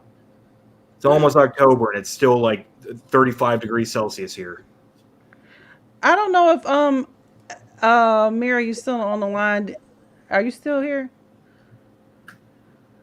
I don't know. We'll come back to Mary. So pretty much you were, it varied from church to church whether or not you were allowed friends outside of the church, because as our ex-Jehovah's Witness commenters are commenting, that's an absolutely no. No, we weren't allowed to have friends outside of the church. It wasn't encouraged. As a matter of fact, it was discouraged all the time, in articles, in sermons, just all the time. At school, I had friends fall out with me because they'd come and call for me, and my mum would be like, "No, she's not coming out." So then they'd fall out with me, and I'd be like, "Well, it's not my fault. My mum's not going to let me come and play in the street with you." But I lost friends because of that. And you can't go to any outside friends' school parties, after school activities. No, you as a child, you are completely cut off from having any friends who aren't JWs, and it's horrible to live like that. It makes you feel really lonely as a kid. Most cults do that on purpose. They isolate you so that all you have is the church, and that encourages you to stay. It's also used as a weapon. If you're in the Jehovah's Witnesses, it not only encourages you to stay, you are fearful of leaving because you don't want to lose your whole community. And everybody you've ever known. And if you're born in, meaning that's all you know is the cult, you were raised in the Jehovah's Witness religion, then you're losing lifelong relationships that you can't get back. I mean, because literally not being around other people that we deem as worldly means that you don't have yearbooks to look back on, fond memories in school of being part of clubs, or you didn't go to prom, you don't have college buddies, you don't have reunions to go to because you literally never hung out with these people. You were, even though it's kind of different from Amish, even though you're actually cut off from the community, the Jehovah's Witness community is, even though you're integrated in life, you're still cut off from the community. And if you make friends with kids at school, you then end up being upset because you're taught that these kids are going to die at Armageddon or a horrible death and be eaten by birds. So even if you do make friends, you're scared then. Like, do I tell them what's going to happen to them? Do I don't? And, that is like not a nice thing to be thinking. I knew a Jada back in high school, and I only, I wasn't friends with her or nothing, but, back then, when all you know is the LDS church, I met her around when I was actually leaving, but when all you really know religiously is that, you just kind of look at the J-Dubs and you're like, oh, they don't celebrate their birthdays and they don't hug people. That's okay. They're just kind of strange. But then you kind of, when you grow up, you start to realize just, everything that's going on in that church and the systemic, abuse and isolation. So Mary, you're back. So I would imagine that the Amish communities were not allowed to have outside friends. No, and I actually got really lucky when I did come forward to a non-Amish person because he did not report it to the church that I did come forward to him, and instead sought a crisis center for me for victims of abuse. And at the end of the day, I have to say this is like, I was really lucky because he was trustworthy and he did not come back to the church and say that, because I know that so because of Wisconsin versus Yoder, we didn't actually have the interactions with non-Amish kids when we were growing up. We went to Amish school. We were taught by a teacher that had an 8th grade education, no formal credentials, no other schooling besides an 8th grade education. That was it. All we had was our Amish community. And so that was really, it's very unsafe to reach out like that to a non-Amish person because, for example, I went to hang out with some kids that were not Amish because they invited me to come hang out with them. And I had drank a beer there and I was like 17. I got in a lot of trouble for that, because somebody took a picture and gave it to my ministry. So there's this whole kind of tattling thing that the non-Amish world does on Amish kids or Amish people. Like, they will go and they will tell the community, the bishop, the deacon, the ministers, somebody, and then they will bring it to you and they will still punish you for it. So when you see Amish youth doing things, doesn't mean that they won't get repercussions for that. Well, we have a snitch system, but it's within the Jehovah's Witness community. We're trained to snitch on each other to the church, our authorities, in order to so that church discipline can be handed out. We're gonna answer this one last question and then we'll close out. And I don't know if Sam, you want to take this one. David is asking, was smoking an excommunication offense in Mormonism or Amish? Not excommunication, no. Yeah, no. I mean, smoking what? a lot of converts. That's the word. A lot of the converts in the LDS church. Some of them, rather impressively, did leave behind smoking habits when they joined. So I knew a couple who used to smoke, and I knew a couple who used to drink a lot. And it is kind of impressive that they did manage to drop that for their church. But if I recall, I think I knew someone who did actually actively smoke while being a member. And it's one of those things. So in the LDS church, you have what's called the Word of Wisdom. And it's something that is preached as the way you're supposed to live your life to, be a good Mormon. And in that is where you hear the famous thing where Mormons can't drink coffee. That's in the Word of Wisdom.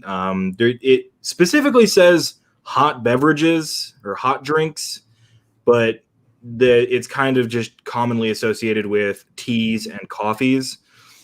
There's a bit of a misconception where people say that Mormons aren't allowed caffeine. It's not that. It's specifically those two beverages, coffee and tea. But I do remember, my grandpa, not a great Mormon, but he used to buy me those green tea iced teas from Starbucks, and he'd be like, yeah, well, the Word of Wisdom says hot beverages. So he kind of acts with the Mormon church kind of the way that really hardcore Jews do, where they just do everything they can to figure out what the rules are and then how to break them without breaking them, if you know what I mean. Yo. If anyone has ever heard of the Eruv in the Jewish religion, it's kind of like that. My grandpa's kind of like that kind of guy, but no, it's specific. It's not, you're not going to get excommunicated for smoking or drinking coffee, but you might get a little bit of a talking to from the bishop.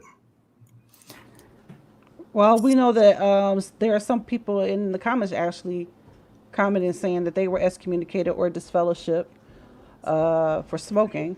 So we know that it's a practice within the Jehovah's Witness religion that people have been excommunicated and shunned for offenses like that. So I just want to say thank you everybody for joining us on this live stream today, and I want to get to our final thoughts. I just want to say thank you for everybody who joined us here on Facebook, YouTube, and Twitter and Periscope today with all of your questions. I'm sorry, I noticed that people on Periscope was asking questions and they weren't coming through. I will have to figure out what that is, why that exactly is, before next week. But I just wanted to let you know, for those in the audience, that we did appreciate your comments. We did appreciate your questions and sticking with us this long. I know we're a little over. Sam, did you want to take us away with some final thoughts, or what projects you're working on, or what you want us to take away from this live stream today about Mormonism? Oh my goodness. Well, let me just start with the projects I'm working on. Okay. Our project in 2017 and 2018 was protect LDS children. And I got a lot of feedback that, look, there are a lot of children outside of Mormonism who are being harmed. There's a lot of abuse. There's a lot of sexual abuse. Instantly, I believe that what the Mormons do to their children, asking them sexual explicit question behind closed doors, that alone is child abuse. Do you masturbate to a 12-year-old? That is child abuse right there. But anyway, there's child abuse all over the place. So last year, we converted to we did another initiative called Protect Every Child. We climbed mountains all year long, unfurling banners across the world, really at the tops of those mountains, and at the tops of driveways, anywhere you could open up unfurl a banner stating protect every child. So our mission was to raise awareness to this problem that's out there in all, and mostly in churches. We know it's all over the place, but in churches, geez, that's the place that should be a trusted place. We held a march last August. We had 3,200 people come to that march, the first march ever in Protecting Children National March. It was a wonderful event to raise awareness. So we are continue in that vein. So that's the project I'm still involved in, but I took 3 years off to do all this away from my livelihood. So this year I'm kind of have jumped back into my livelihood, and then COVID hit. So I've been trying to save my business, and now we're doing it during COVID, but we'll manage. But Protect Every Child along with LDS children is kind of our project today. All right. Thank you so much for that, Sam. So, Cal, did you have any final thoughts? Yeah, so I just wanted to kind of give a little bit of an outro like I did last time, where I'd like to say that, especially what with Emma's poster she's got there up on the wall, a lot of people, religious or otherwise, even if you out there are agnostic or atheist or, anything else, specifically this time I'm going to say specifically to those who are, with a religion or no longer with a religion that is giving you urges to just not be here anymore. And having been in that spot myself, and other panelists here giving their stories last time about also being in a similar spot, there is the number that Spencer has, I believe, put up on the screen before, that one there. And there is also on Google, if you type in the suicide hotline, you can find a 24-hour chat. I'd like to say again, don't be ashamed and do not be afraid, because those are the two things that stopped me from ever reaching out for help when I was going through tough times. So those are two things you need to keep in mind: is you should never be ashamed for what happened to you, or what may or may not have happened to you, and or where you're at, because sometimes it isn't even due to your surroundings. Sometimes it is just due to genetics. It's believed that my current situation is genetic, and just try and get that help, and there are communities of, ex-J-Dubs, ex-Amish, ex-Mormon.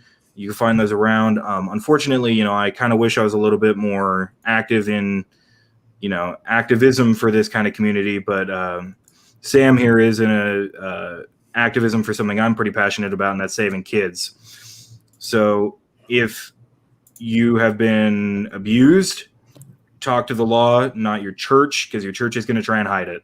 If you're, feeling like you don't want to be here anymore, reach out for help however you can, in any way you can. Every nation has its own hotlines and chat lines. Find one, because if you do what I did and you feel like you're, one of my common things that I thought back then was, even to the point where when I had a loaded gun in my mouth, I thought, hey, if I talk to this chat line operator, I feel like my problems aren't that big. So I feel like if I talk to them, I'm going to be wasting their time. Don't think that, if you're even getting close to thinking thoughts like that, definitely talk to someone. Thank you so much, Cal. And Mary, did you have any final thoughts? I feel like the world needs to address this situation where when Amish victims do come forward, there tends to be this response, like in the example of the prosecutor with the 13-year-old girl that just happened recently, where she was raped by 4 people and he prosecuted them. But he makes this statement that says, in the end, this wasn't a case of a parent and a child where a parent in position of authority sexually abused or exploited their child. This was a situation where 4 siblings engaged in acts with their sisters. I offered a 15-year prison sentence based on this. It was a different relationship. And I made the decision not to send them to the Department of Correction to suspend the sentences. These 2 young men would have been eaten alive in the state prison system. And this is the Webster County prosecuting attorney, Ben Bergstresser. And so my question is like, how is that him engaging in justice for the victim? These people are still walking free. They're still living in the home with the victim. This is unacceptable. Would this be anywhere in any case where this would be acceptable to force somebody to live with their rapist? What happened to me when I was forced to live with my rapist? It got worse. The physical altercations got worse. Everything, the threats, everything. And so this is completely unacceptable. And I encourage everybody to contact this prosecuting attorney. Let him know that this is unacceptable. This is not okay. Absolutely. Mary, that's his telephone number right there, right? The number that's flashed across the screen that you gave me. Hold it. There's something wrong with the number. There's 5 numbers at the end. Oh, it is. Oh, sorry. That might be me. No, that's probably my fault.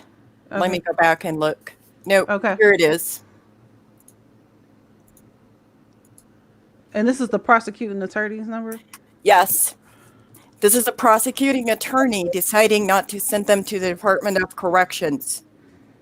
How in any world is this acceptable? How is this justice for that victim?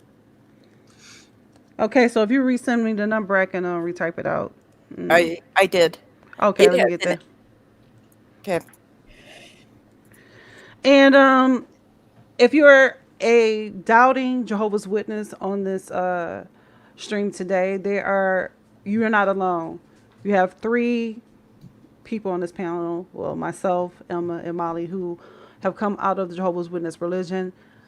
We talked about rampant child sex abuse in another stream, but if you are Jehovah's Witness who have endured abuse, you are not alone. There are people who can advocate, people who can listen, people that can pour into you by way of ex-Jehovah's Witness groups online. There are a number of them on Facebook. There is also a Reddit stream.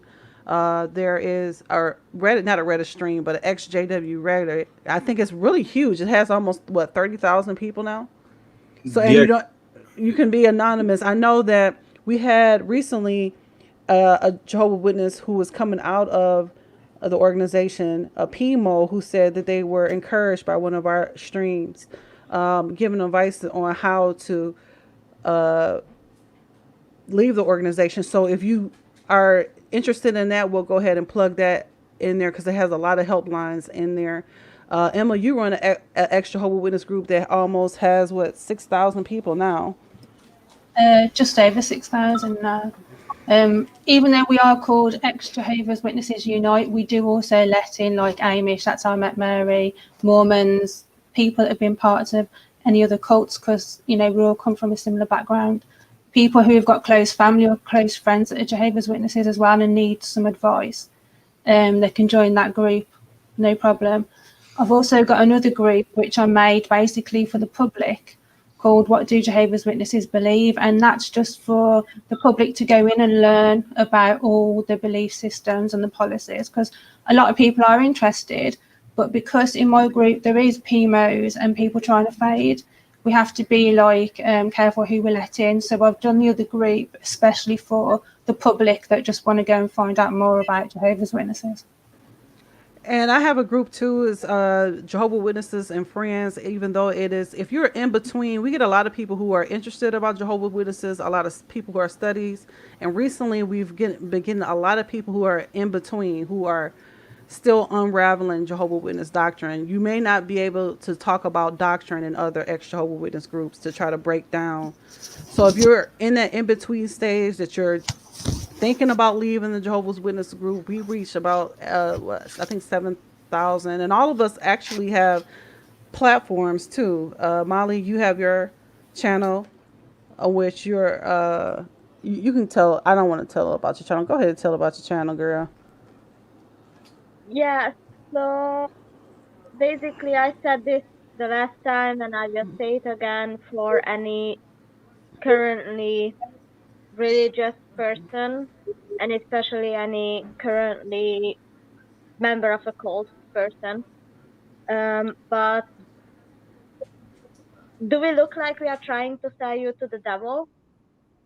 Like, do we look like we are trying to achieve something malicious? Like, we left for various reasons, and some of them personal, yes, and some of them not related to child abuse or any sort of abuse, but all in all, we don't do this because we want to get the fame and glory. Do we look like we're famous and glorious? Come on now. I will be waking up tomorrow at the crack of dawn to work.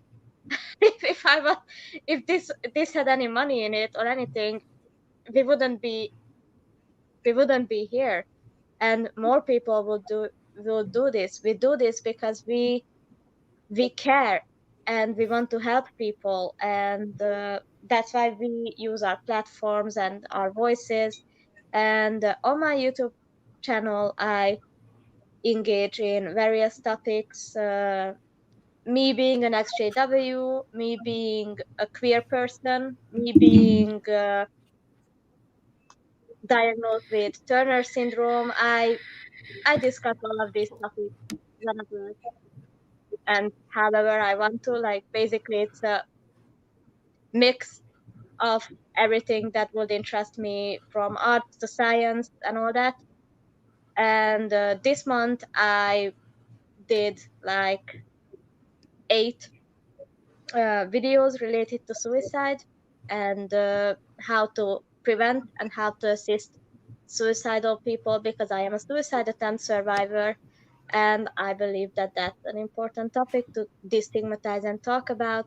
And I believe that anyone who speaks out about religious abuse, child abuse, sexual abuse, and domestic abuse, and just overall, human rights violations is something that's needed to destigmatize these conversations and make these conversations more accessible to the public, and make people understand that it's not like we're stupid and that's why we end up in a cult. It's that we are at a vulnerable state, or we are born into it, and we don't really have a choice, or if we have a choice, our choice is manipulated to a degree where our choice is not really our choice anymore, but it's like that's how brainwashing works. That's why it's called brainwashing. It washes away your true emotions and true personality until it's gone. And people need to understand. Well, you can that. hear more from Molly on her platform. We have our links in. We'll have the links in our in the description. Before we go, Emma, you said you have victim stories that you collect. Yeah, I've also got a page called Former Jehovah's Witnesses True Stories of Abuse. And what I do is I put victim stories out there. If you come tell me your story, the details you want me to write, it can be anonymous. Lots of people have done it anonymous.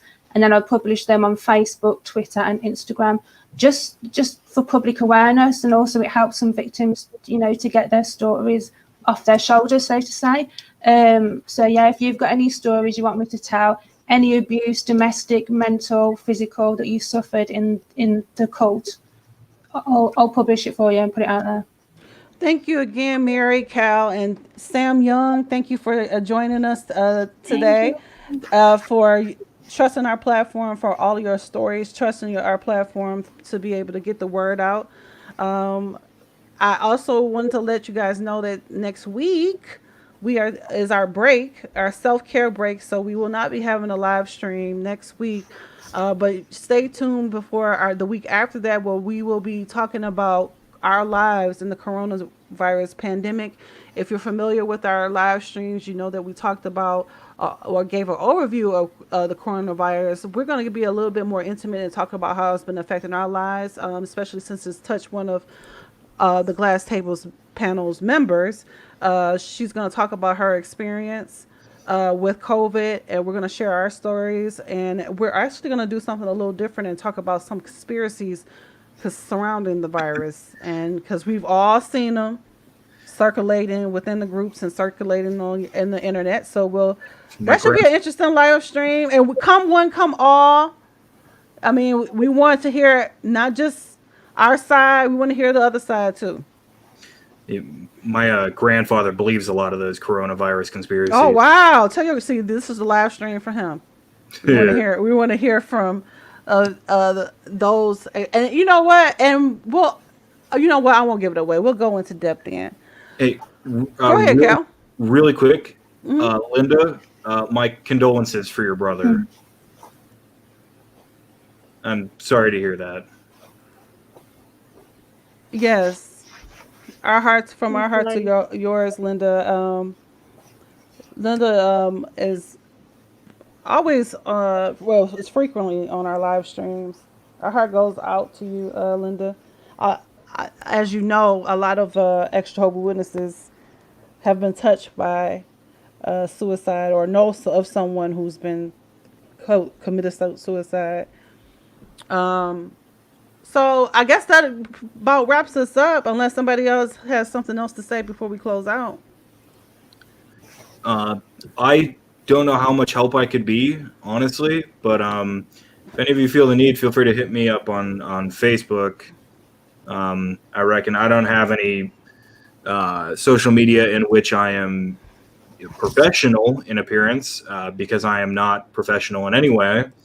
But if you feel the need, I believe that Spencer has put my name up on the Facebook post. So yeah, it's on the post. Should you feel the need, feel free to hit me up on Facebook.